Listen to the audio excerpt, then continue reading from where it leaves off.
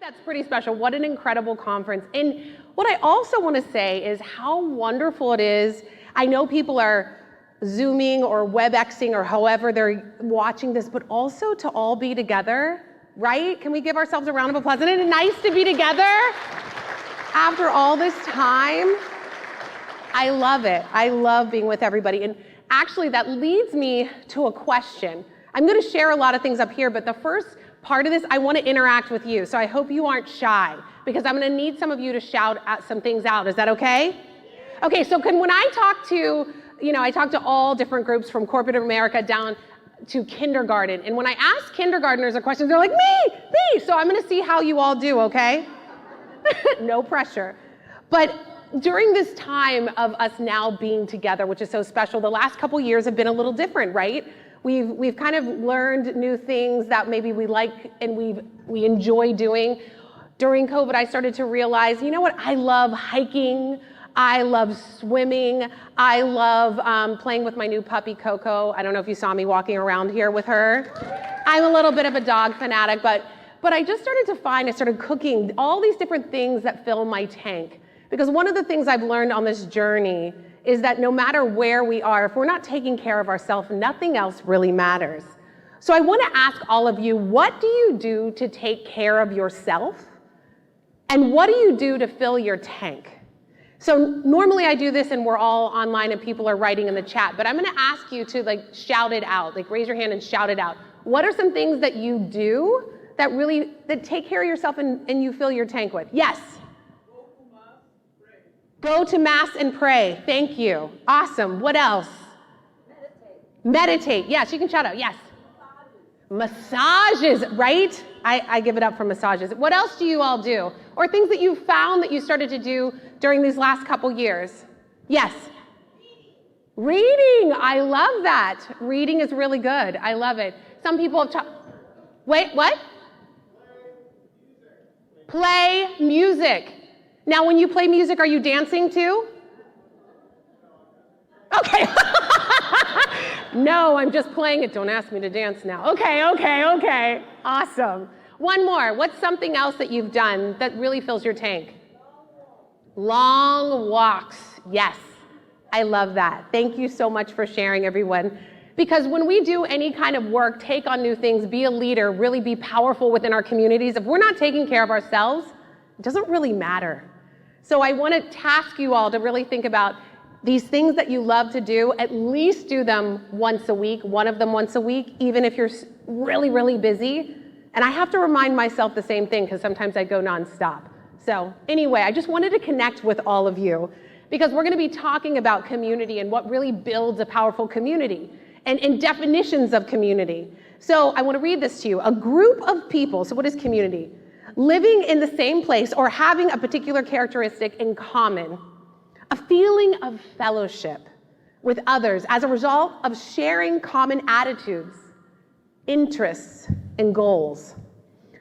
So how I'm going to share with you today is I'm going to take you through a story. And one of the ways that people share about information all around the world is through storytelling.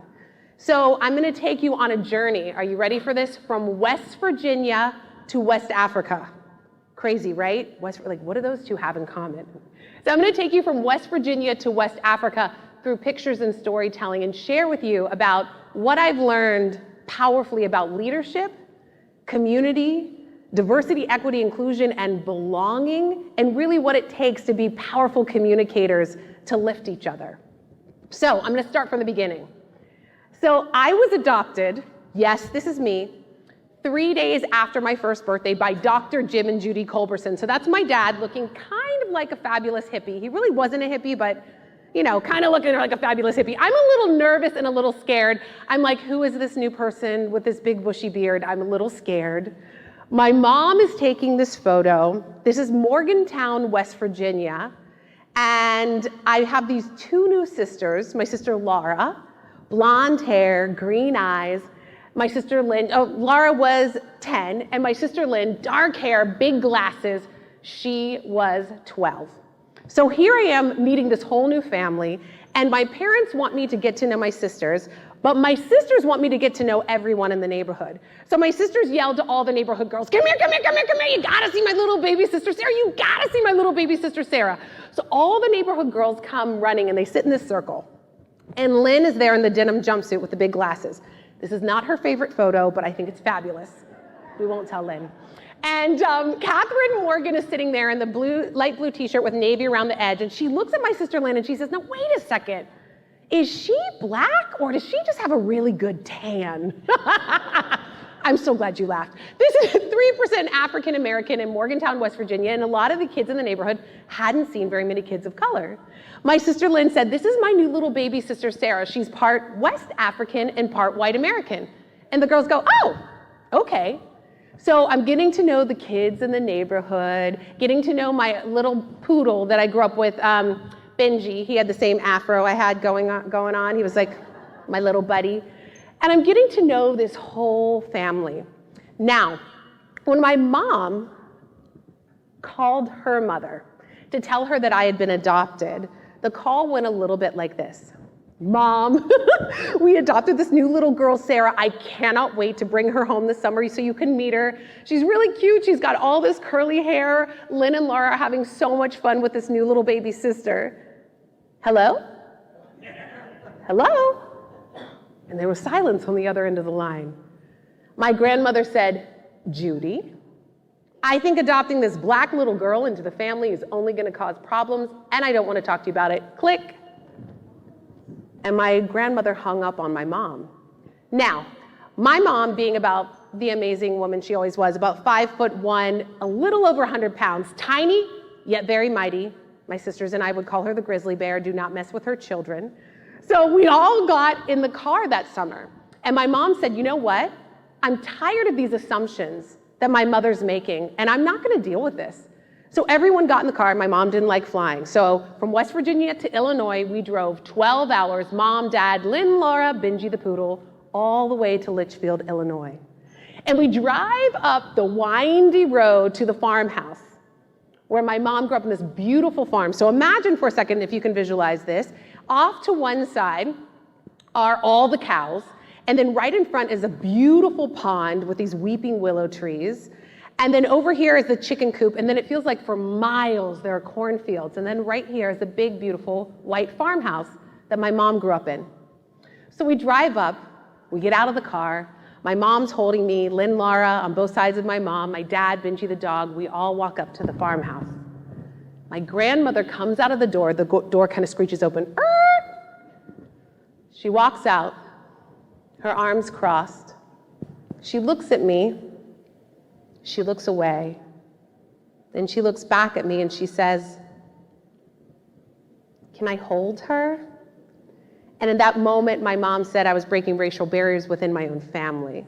And why have perspective? Times are changing in such a vast way, and by opening ourselves up to what is around us and uplifting those voices, you give yourself the opportunities and the knowledge to become successful. These are some of the things that I started to learn from the tribe in Sierra Leone. And I started to learn about the different things that we come to as human beings because we're all human. So when I went to Sierra Leone, I came to get to know my family, and I brought all my assumptions to the table about my birth family in Sierra Leone. And you know, when we are getting to know new people, or maybe somebody who's different than us in different ways, we make these assumptions about each other. And what I have to say is I don't think assumptions are necessarily bad. I think assumptions are things that we can learn to ask questions about. So I brought my assumptions to the table, and I sat down with the chiefdom, and I started really to listen to learn, not listen to reply, because here I am in a whole new culture. So I noticed that I was sitting down with all the leaders in the community, mainly my family, other doctors, other lawyers, different leaders within the community, and they were all men. I was the only woman there. And that's what I started to notice, and I started to sit down and talk with everyone and really listen to learn about the community. I also had to listen and learn with compassion, because I have no idea what it's like to go through an 11-year civil war. They had completely different experiences than I do. And I think when we talk about diversity, equity, inclusion, and belonging, right? When we bring our assumptions to the table, we really listen to learn and we have compassion, that's when things can really grow and expand.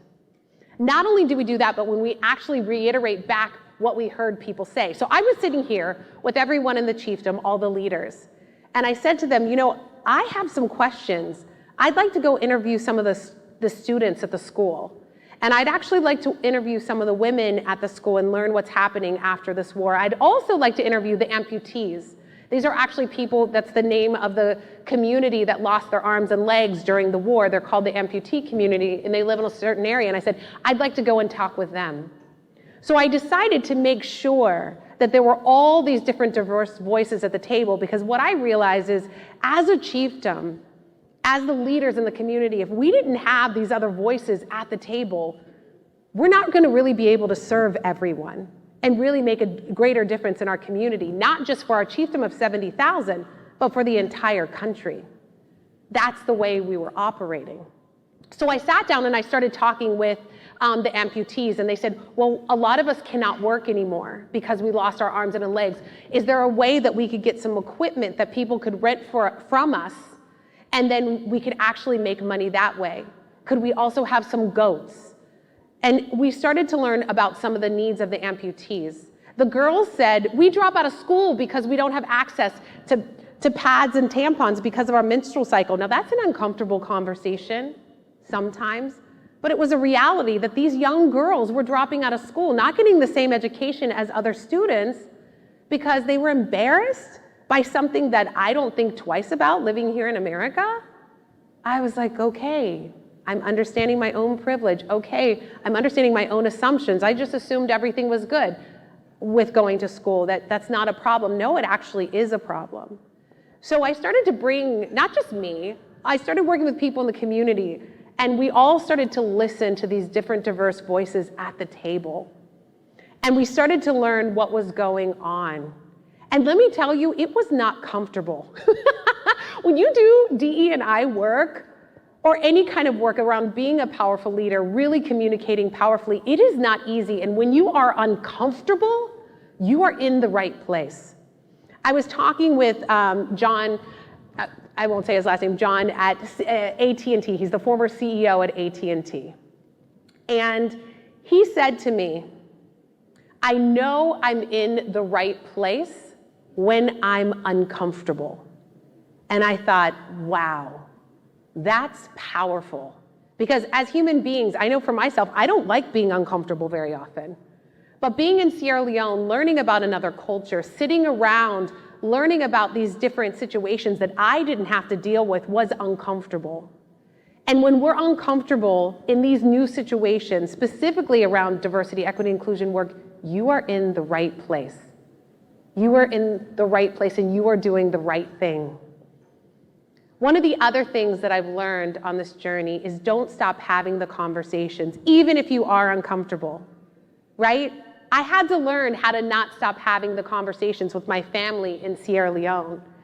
And I had to figure out, well, how are we gonna make change together? How are we really gonna work together to move things forward? And I could talk in this room as well. We've been through this 2 years of a lot of different changes, and you all have shared with me different things that you've learned that really fill your tank and that make you feel better. What are some ways to move things forward in a way that impact everybody? What's a way that you could work together as a community to forward all the work that you're doing?